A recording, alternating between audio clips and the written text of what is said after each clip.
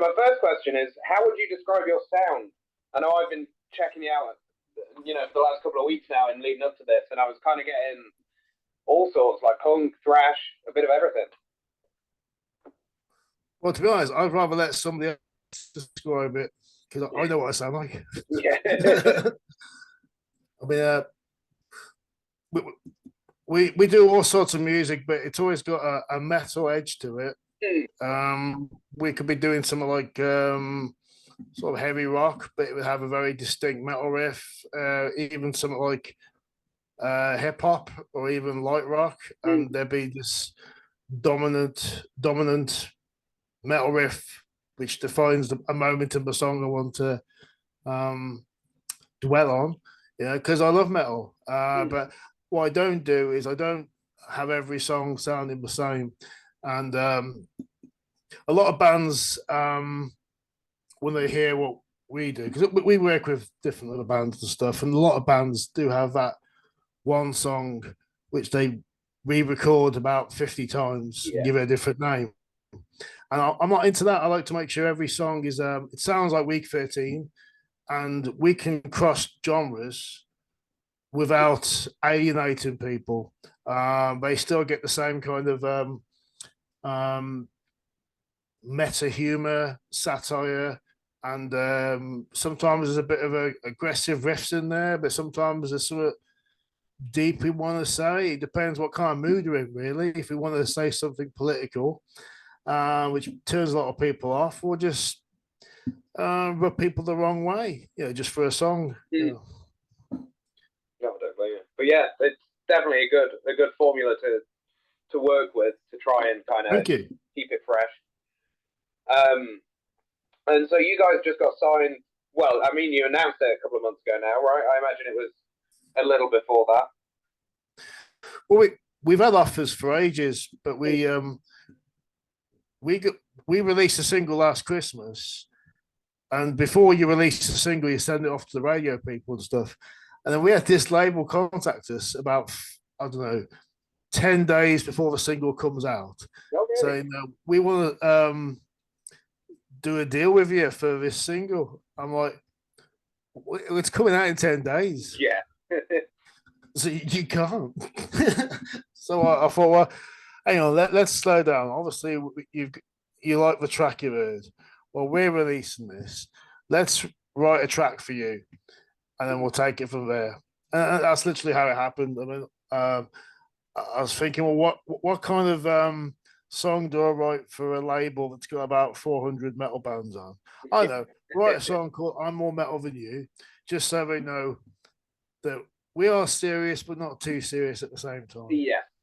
Because obviously, I am more metal than you, but if I have a song called that, it's a nice way of taking the piss.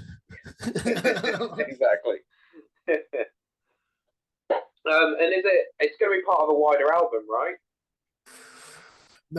No, we've got a double album coming out, which we've sat on for about 4 or 5 years. Oh, really? We're releasing these singles as kind of to bridge the gap.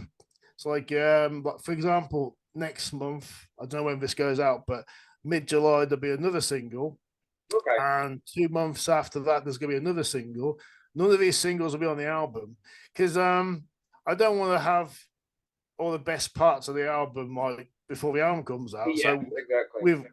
We've specifically recorded songs that we know we couldn't do on the album, and we've got a bit of these are more newer than what the album will be because the album was written like years ago. Yeah, exactly. We finished recording as lockdown started, and then it's been mastered during that time, and we've sat on it because we know we've got a good product. And I'll say to you straight, this is one of the best rock albums of the 21st century. Now, most people will say that, and they'll go, yeah, you got to back that up. We can. And we know we've got a good album, and that's why we've not released it yet. We're just waiting. Exactly, yeah. We're kind of playing with our food at the moment, Joe. What we do, I'm releasing the single in about 3 months from this interview, and it's basically taking the piss out of the BBC. And that's something I can do before the album comes out. Because I thought, well, I'll do it now whilst I got the chance. Yeah, exactly. It's Before probably they a good ban way me for to, something else. yeah, probably a good way to get some press as well to do something a Well, bit more yeah, there's controversial. that part of it too. I mean, it's a satire. I actually grew up loving the BBC and stuff like that. I grew up with my influences. If you say to most bands and musicians, what are your influences? Hmm. They'll probably say, "Oh, Kirk Hammett," and I listen to Phil Anselmo. I'd probably turn around my musical influences. I'd probably go Kenny Everett, um, John Carpenter. Yeah, not the obvious musicians. I mean, I grew up with all those bands, and they mean a lot to me. But I spent more time listening to Les Dawson or people of that ilk, Hmm. and it probably inspired a lot more of the lyrics to the music anyway, especially Kenny Everett.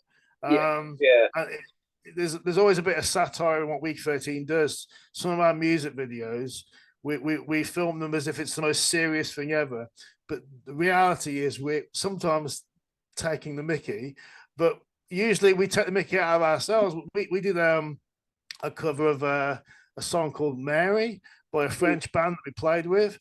And we decided to hire out this huge venue, and we got 3 inflatable fat suits. nice. And we just thought that would it was a really good song. It shows off our musicality. But Hmm. we thought, how can we dumb this down? Yeah, So we just had me playing the guitar solo in an inflatable fat suit because we felt the song needed that visually. So we like to have fun, Joe. hmm. Yes, it sounds it. And just kind of circling back to the album slightly, is there like a certain story or theme? I know it was a few years ago you said that you wrote it now, but is there any sort of connection between the songs and all that kind of thing? Or Yeah, I mean it's a double album, hmm. and I think it's a good way of if you listen when you listen to this album when this album is out. I think it's a way of getting through things like loss, and there's also standing up for yourself and Hmm. all the things that people don't like to talk about. The songs that we've got on this album, subject matter, which people are told, oh, you can't say things like that in case it makes little Johnny feel a bit sad. Yeah, Yeah, yeah, sometimes little Johnny needs to be a bit sad and actually put on music that gives him a good cry, just to get it out of little Johnny's system. hmm. Yeah, so we've got a few songs for little Johnny. I've just made that guy up. I don't know who the hell little Johnny is. But there's some songs which are they're very. I mean, we have a lot of humor in our stuff, but there's some songs which are very deep. We've taken the music really seriously, and there's the other side of the coin where we've gone. Well, little Johnny wants to sort of swear a bit now and jump around. Yeah, So we've got a kind of song on the album which I did for my father who passed away, and my way of dealing with death was to write. I hope the most dark and beautiful song you can with that kind of thing going through your mind. I'm hoping that if anyone's had to deal with loss, they can get through it. I think the whole album as a theme, to answer your question, is about getting through life. yeah, So there's lots of subjects on this album, but the majority of it is getting through it because it's almost like life is designed to fuck you, and there's got to be a way to get through it. And I think this album was a learning process for us. We both me and Wesley Smith had loss. I lost a father, he lost a mother, and we've been through so much. And I think people that listen to the album, they've been through things as well. So hmm. I think it's about going through loss, moving forward, and standing up for yourself, which I think a lot of people will be able to relate to. Yeah, definitely. Um, and then so obviously kind of circling back to I'm More Metal Than You and all that, your recent kind of release. That's right. I'm more metal than you, Joe. Yep. Yeah, yeah, 100%. Um, I saw the I'm whole. not actually more metal than anyone. It's just I've heard bands say that when they criticize a song, Oh, really? and it's the most egotistical thing ever. So I Yeah, wanted to make sure we had a song which covers that because I really couldn't give a shit who's more metal than anyone, to be honest. But I thought, well, I'll be the one that actually says it. I'll put it in the song, yeah, and then I think that way it is the most metalist song. I don't think anyone else has done a song called "I'm More Metal Than You" and dressed themselves up in metal, yeah. made a good metal Yes, tune, I did see and that. Yeah, the have chainmail. that in the Yeah, chorus. I mean, if Metallica have done that, fair play, but I don't think they have. no, I don't think so. And then yeah, I saw the whole the rock paper metal thing, which made me laugh Yeah. as well. Yeah, Well, that's when you got. I mean, this is where, like I'm saying, John, I'm playing with my food. You've got the part of the song where yeah, this is serious metal, serious. You get the serious riffs, but at the same time, I'm saying, well, I think this is the best time to take the mickey out of rock paper scissors. Now, can't really do scissors, so obviously it's got to be metal. So rock paper metal. exactly. But yeah, a lot of people found that quite funny. Yeah, And it's almost like subliminal. I mean, there's a lovely every now and then there's a few shots of a lovely lady, and you see her groin, and then there's a subliminal cock thrust. There's two of them, and that's actually the partner of the female groin. yeah. I got them both. The the husband is only subliminally in there twice. I just thought, well, whilst they're enjoying those nice shots, it'd be nice if there was something different. Yeah, exactly. I'm a filmmaker as well. I filmed about 200 music videos in the past 7 years for other artists and bands. That's why they come to us. They see our videos and they go, "Who does your videos?" And go, well, Exactly. Yeah. do. I went to Hollywood to find out how you lie on camera. And after we're going there every year, networking and working out how a camera works, because one of my main reasons for going was to network, but I also wanted to be a better musician. I wanted to work out how music works. And the Golden State is always said to be the place where musicians make it. I kind of worked out what I liked and what I didn't like. I came back to Britain with fresh eyes. So the music videos that we do is a result of me probably going to Hollywood a few times. That's cool though. Yeah. It's a shithole, by the way. Yes, it is. Yeah, I went a few years ago. Yeah, well, I've got friends there. Hide most of it, don't they? I mean, I've got friends there. I love them, but it's like like there's Sunset Strip. My partner was with me on the last time I went. My partner, she came with me, and she said it's like Birmingham.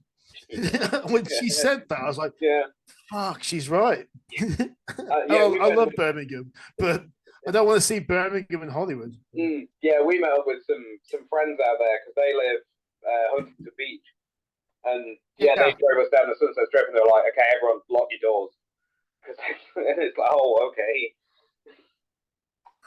Well, there's a thing that they've changed laws recently. I think shoplifters now they have a limit of how much they can steal in Los Angeles before they decide to call the police to go stop it. Really. So that encourages people to go there, steal $1,000 worth of stuff, knowing they can get away with it.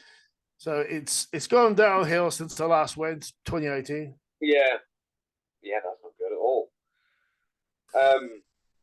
Yeah, and then I saw on your social media the other day that your cover of Mary was getting Australian airplay, right? And it got pretty highly praised. It's doing all right. I mean, I was a bit surprised. It's not something we've actually promoted, but it just suddenly picked up in Australia, and lots of people were talking about it now. It's not actually one of our songs. It's actually a cover. Actually, same as Sit on the Dock of the Bay. That did pretty good as well. But I think what it means it's going to be very hard, and we like the challenge. When we release our double album of our songs, we got to make sure they do better. Yeah. But we're very fortunate. We picked a few covers. We also did a Depeche Mode song, and Depeche Mode fans are hardest people to please. Yes, Trust I me, can because my imagine. partner is one, and I did the song with her. Um, her kind of ears to sort of say, will the Depeche Mode fan like or hate this? And she said to me, well, they're the most difficult fan base on the planet. Yeah. So, and when we released it, it did that well that within 2 days, one of the official Depeche Mode fan sites put it up as one of the worst covers of Depeche Mode ever.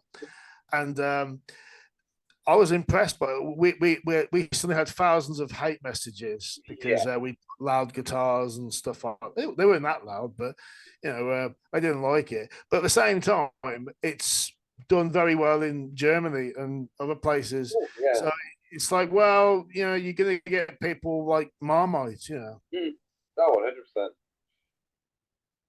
I don't like Marmite.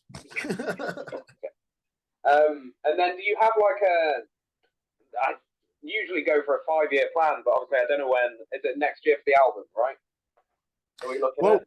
We want to do it this year because we had to delay a lot of things because of lockdown, but we kept active during lockdown, and we've actually done a lot more than what we were supposed to do.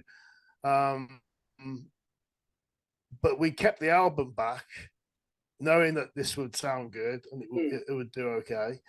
And we want to release. I'm hoping to release that November. Oh, cool. It's going to depend on the things because I've got 2 more singles to release before then. Yeah. Because we've every 3 months we've tried to release something or do something interesting since 2020 when all the shit kicked off. Some people would just. I remember seeing all the Facebook statuses, all the bands saying, "Oh, it's been great doing this. We're gonna call it a day," and the cowards all left. And meanwhile, the real musicians like us, we just kept on trudging through the shit, trying to maintain a career. I think we did fairly good during that lockdown situation. We got a lot of stuff done, and I think a lot of the musicians that have gone through that and are still doing music should be praised because there's lots appearing now in like the press. Oh, hi everyone! You haven't seen us since February 2020. Yeah. Just thought we'd say hello. It's like, no, you fucked your fans off for 3 years. Fuck off. Yeah. Stay away. But yeah, I mean, I've spoken to a few bands recently actually. I definitely remember Outlaw Orchestra from the other weekend were saying that they look back at lockdown pretty fondly actually because of how productive they got during it because they had nothing else to do. They just worked harder than ever. It was a good opportunity if you saw it as an opportunity, and we did. We saw it as a way of going, well, okay, let's not complain about what we can't do. Let's look at what we can do. And we did a lot of that. And there's something very big which we spent and still are spending time with at the start of lockdown, something that we've created, which still isn't finished and will be hopefully ready when the new album comes out. Oh, nice. It's a music video we've spent 3 years on. We release music videos every 3 months, but there's one particular video we've been doing which is very hard to do, and it's taken since the beginning of lockdown till still now. And once that's done, people go, how the hell did you have time to do that? And we go, well, there was a thing called lockdown and it's very hard and we use the time wisely. So I think it's a case of looking at the opportunities within a difficult situation. Yes. But yeah, sort of, you're looking at the album for the end of the year. Sort of after that, do you have any long-term plans you'd want to hit? Any goals that you'd want to kind of check off the list? Goals. Well, I'm already working on a third album, but no one's going to hear that probably till probably 4 years time, probably. Because the thing is, things take time. That's the reality. But you can't just disappear for 4 years. No, So exactly. one of the reasons we keep releasing these singles, it's so that the people that listen to our music don't think we've just walked away. We've always made sure we're active. You'll never get 3 months without something new from us, and we've sometimes having a couple of years works for some bands. It doesn't work for us. We've got people that, like, if you haven't done anything in 4 weeks, they think you're dead. Yeah. So yeah, you have to keep. Yeah, we've hey, we've got these new hats. Yeah. Or something like that. Yeah, just anything, because people just assume you're dead if you're not on social media. So but at the same time, we take care of what we're doing, and we want to make sure when we release something, it's on our own terms and it's something that we approve of. Because what we don't do is post random crap every day, trying to jump on some kind of social trend. We'd like to make our own trends. I don't really want to go, oh, hashtag, here's a picture of me with a dead hamster, and then do that to try and get my band a bit of success. No, what all you're doing is hashtagging you with a picture of a dead hamster. It's got nothing to do, unless you've got a song called "Here's a Picture of Me of a Dead Hamster."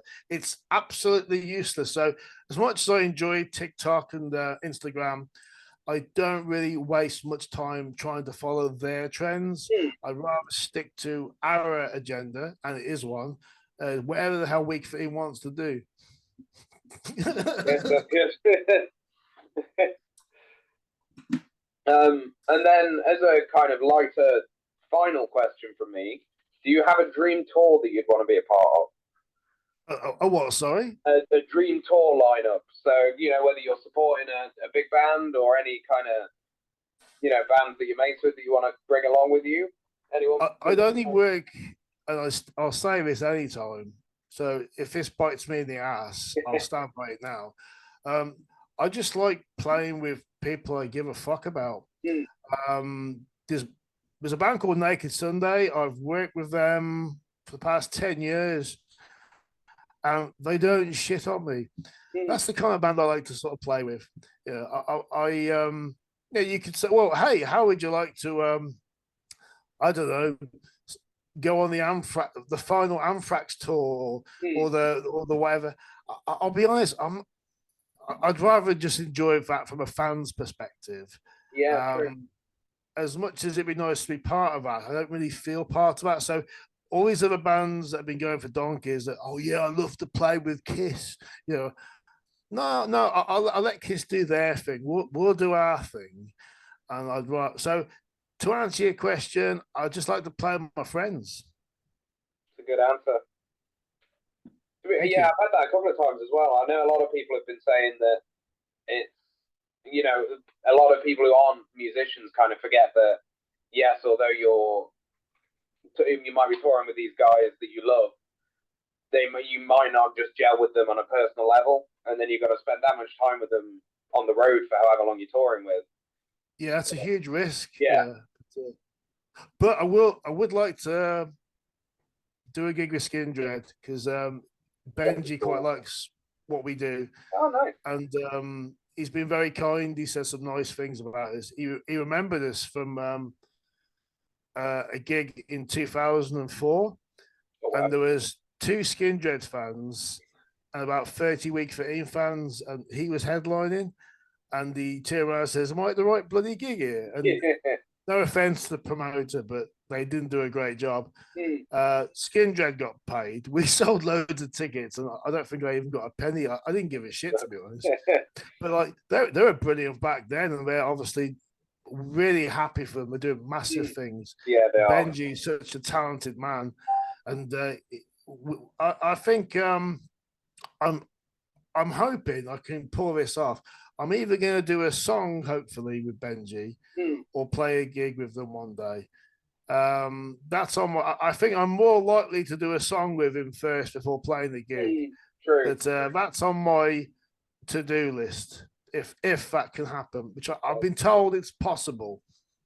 Yeah, I've seen him feature on a couple of different bands as tracks, so he's at least open to kind of doing stuff with other people. I've got to give him the right song, I think, Mm. for him to be on. So it's not just because there's his career as well. I don't want him to feel like, oh shit, I'm on that Weak 13 record. I've got to make sure it's a track which suits what he does. Mm. So that's something I've got to consider for the future, because it'd be wonderful to be on a song with him. And I've spoken to a couple of people, and we know a way to make it happen, but I don't think it'll be just yet. Not quite yet. Maybe on the next album. Yeah, that could be a thing. Mm. Awesome. Well, he's not on the new album. yeah, not just a tease. But yeah, that's all I've got. Anyway, so thanks for taking the time out of your evening to sit and have a chat. No, I appreciate it. I've been on your website. I've seen a lot of your interviews and stuff, and you know, it's you do some hard work. I like your YouTube like your YouTube reviews and stuff. Yeah. Feel free to take the mickey out of any of our videos, please. Yeah, I do need to get around to doing it. Even if you hate one of them, I'd be happy. I'll definitely whack one on the next sit down and watch a few. That'd be cool. Please make sure it's one that's been filmed in the last 4 years, because you've got some embarrassing early stuff. But yeah, anything from 2017 onwards, I'll be happy with. That's cool. I'll keep that in mind. But yeah, I've got day off on Sunday, so I'll probably type this up then and tag you all on Facebook and social media and all that sort of stuff when it's up. Yeah, tag your site, anything you want, and we'll share the hell out of it. Don't be afraid to promote yourselves. We're not shy. Yeah, so if you want us to tag you in anything, you just tell me what we can and can't do, and we're happy with that. Perfect. Well, thank you. Thank you very much, Joe. You're off to have a Friday night now, yeah? Yes, I am indeed. You need to get the download, yeah? We're heading off to Grasspop next weekend. All right. So I couldn't afford both, unfortunately. That makes sense. I've got friends that download. They're all wearing our t-shirts. They do all the Scarlet and Chains. They do all the merchandise and stuff. Oh, cool. That's cool. But, they keep saying, when you're going to be there, Nick? And I'll say this to you, and this might sound like the cockiest thing ever. Yeah. I've always said, I'll go to download when they book me. So I may never go. Yeah, exactly. I don't blame you. An event like that, I'd like to be in it. Yeah, exactly. So that may never happen, but we'll have to wait and see. Yeah, that'd be another cool gig, though. That'd be. I hope so. It'd be horrible to get there and have a shit gig. Well, yeah, true. Especially with all the traffic this year. My God. Well, Joe, thank you for giving us your time. Yeah, and on Sunday, tag the hell out of us if you can. Put me as Nick J. Townsend, because it's a 13-letter name, and the other Nick Townsend's a 12-letter name. I don't like that because it's got 12 letters. I like the reason. Awesome. Yeah, I'll leave you to your evening anyway. Thank you ever so much, and you take care. You too.